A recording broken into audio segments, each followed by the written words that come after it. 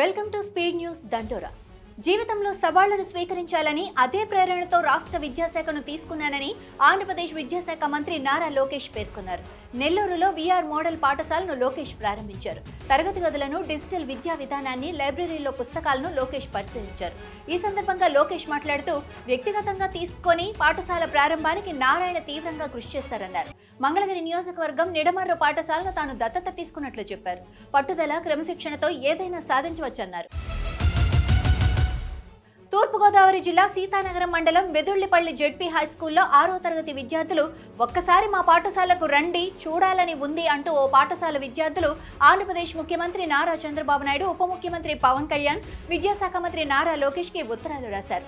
తమ స్కూల్లో కల్పించిన సౌకర్యాలపై సంతోషం వ్యక్తం చేసిన విద్యార్థులు సీఎం, డిప్యూటీ సీఎం, విద్యాశాఖ మంత్రికి ధన్యవాదాలు తెలుపుతూ స్కూల్ దగ్గరలో ఉన్న పోస్ట్ బాక్స్ లో ఈ ఉత్తరాలన్నీ పోస్ట్ చేశారు. బీహార్ అసెంబ్లీ ఎన్నికలకు సమయం దగ్గర పడింది. త్వరలోనే ఎన్నికల నోటిఫికేషన్ రానుండగా కేంద్ర ఎన్నికల సంఘం తీవ్ర కసరత్తు చేస్తోంది. ఇక అన్ని పార్టీలు కూడా ఎన్నికల చదరంగంలోకి దిగేశాయి. ఈసారి నువ్వా నేనా అన్నట్లుగా ప్రధాన పార్టీలన్నీ తలపడుతున్నాయి.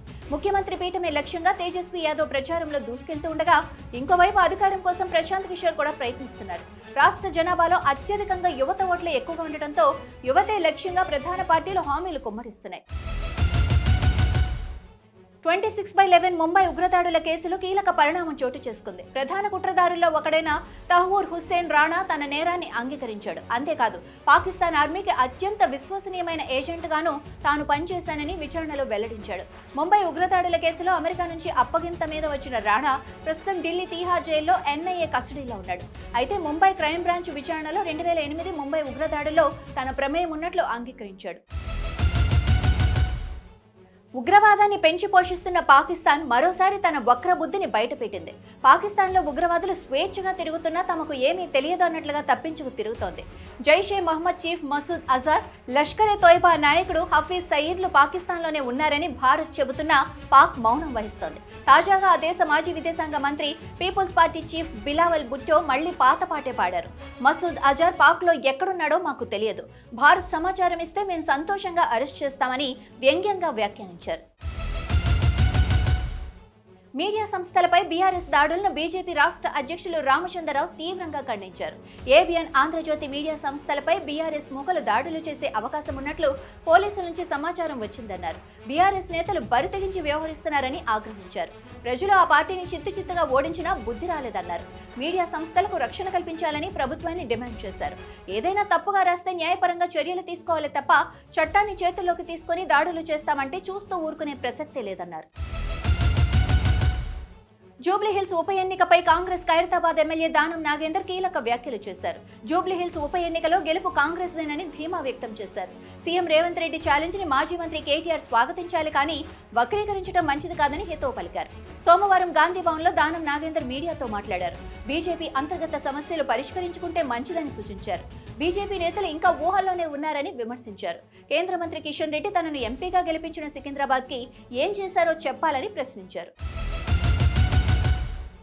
రాష్ట్రంలో కొందరు పోలీసులు పేరు చెప్పి స్వర్ణకారులను వేధింపులకు గురి చేస్తున్నారని బీఆర్ఎస్ ఎమ్మెల్సీ కవిత ఆరోపించారు. ఈ మేరకు కవిత వీడియో విడుదల చేశారు. ఇటీవల కాలంలో వరుసగా జరుగుతున్న స్వర్ణకారుల ఆత్మహత్యలు కలిచివేస్తున్నాయన్నారు.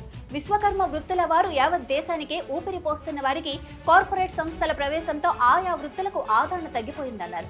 క్రమేణా వృత్తి పని చేస్తున్న వారికి ఉపాధి లేకుండా పోతుందని, వారి జీవనం నడవడమే ఇబ్బందికరంగా మారిందని వివరించారు. దండకారుణ్యంలో మరోసారి కాల్పుల కలకలం చెలరేగింది. ఛత్తీస్గఢ్లోని బీజాపూర్ జిల్లాలో జరిగిన ఎన్కౌంటర్లో ఓ మావోయిస్టు మృతి చెందాడు.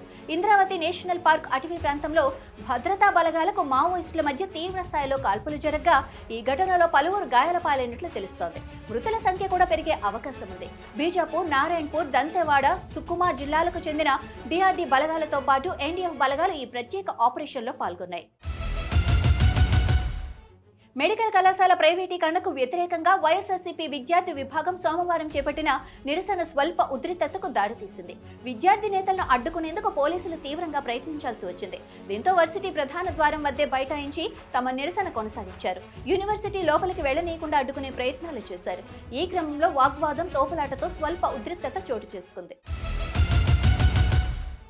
బీహార్ ప్రత్యేక సమగ్ర సవరణ పేరుతో కేంద్ర ఎన్నికల సంఘం చేపట్టిన ఓటర్ల జాబితా సవరణపై కాంగ్రెస్ తీవ్ర అభ్యంతరం వ్యక్తం చేసింది. బీహార్ ప్రజల ఓటు హక్కులను లాక్కోవటానికి బీజేపీ కుట్ర పన్నుతోందని, ప్రజాస్వామ్యం రాజ్యాంగంపై దాడి చేస్తున్న బీజేపీకి తగిన గుణపాఠం చెప్పాలని ప్రజలకు జాతీయ అధ్యక్షుడు మల్లికార్జున ఖర్గే పిలుపునిచ్చారు. ప్రత్యేక సమగ్ర సవరణపై తొలి రోజు నుంచే కాంగ్రెస్ వ్యతిరేకంగా పోరాడుతుందని ఆయన గుర్తు చేశారు. తెలంగాణలో రాబోయే రోజుల్లో వర్షాలు ఉధృతం కానున్నాయని హైదరాబాద్ వాతావరణ కేంద్రం హెచ్చరించింది. సోమవారం రాష్ట్రంలోని పలు జిల్లాల్లో భారీ వర్షాలు కురిసే అవకాశం ఉందని తెలిపింది.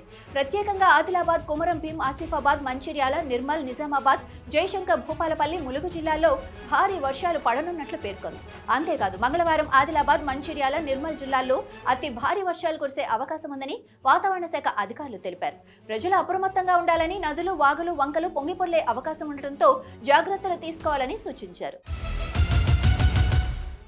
నటుడు మంచు మోహన్ బాబు పిటిషన్పై తెలంగాణ హైకోర్టులో విచారణ జరిగింది. విలేకరి రంజిత్ పై దాడి చేసిన ఘటనలో మోహన్ బాబుపై పోలీసులు కేసు నమోదు చేసిన విషయం తెలిసిందే. ఇందుకు సంబంధించి పహాడీ షరీఫ్ పోలీస్ స్టేషన్లో నమోదైన ఎఫ్ఐఆర్ను కొట్టివేయాలని ఇటీవల మోహన్ బాబు పిటిషన్ దాఖలు చేశారు. ఈ పిటిషన్పై వాదనలు వినిపించడానికి పోలీసుల తరపు న్యాయవాది సమయం కోరటంతో తదుపరి విచారణ హైకోర్టు 9వ తేదీకి వాయిదా వేసింది. ఇవి ఈనాటి స్పీడ్ న్యూస్ దండోరా. చూస్తూనే ఉండండి అభినవ్ భారత్.